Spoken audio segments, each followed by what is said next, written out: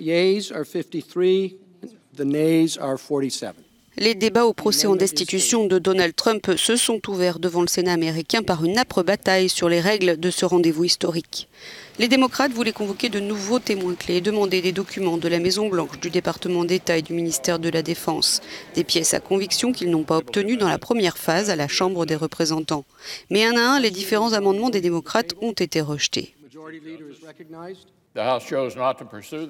La Chambre a choisi de ne pas poursuivre des témoins qu'elle aimerait désormais voir à la barre.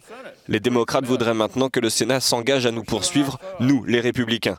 Comme je le dis depuis des semaines, personne ne dictera la procédure du Sénat aux sénateurs des États-Unis. Le sénateur républicain Mitch McConnell considère qu'un procès rapide sans preuve supplémentaire est dans l'intérêt de Trump. L'équipe juridique du président aussi.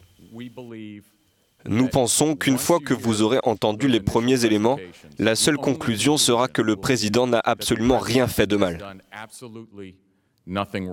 Le sénateur McConnell a aussi fait voter une feuille de route pour encadrer ce procès, résolution qu'il a toutefois été forcé de modifier car les démocrates l'ont accusé sans détour de vouloir organiser un procès quand les Américains dorment. Il apparaît que le chef des Républicains a décidé de suivre le désir du président de cacher autant que possible ses méfaits. On dirait que cette résolution a été écrite par la Maison-Blanche, pas par le Sénat. Nous avons besoin de 4 républicains qui soient prêts à choisir le camp de la justice, a aussi lancé le sénateur démocrate au plus modéré. Les républicains peuvent effectivement gagner tous les votes de procédure, comme ils sont quasi assurés d'être en mesure d'acquitter in fine Donald Trump.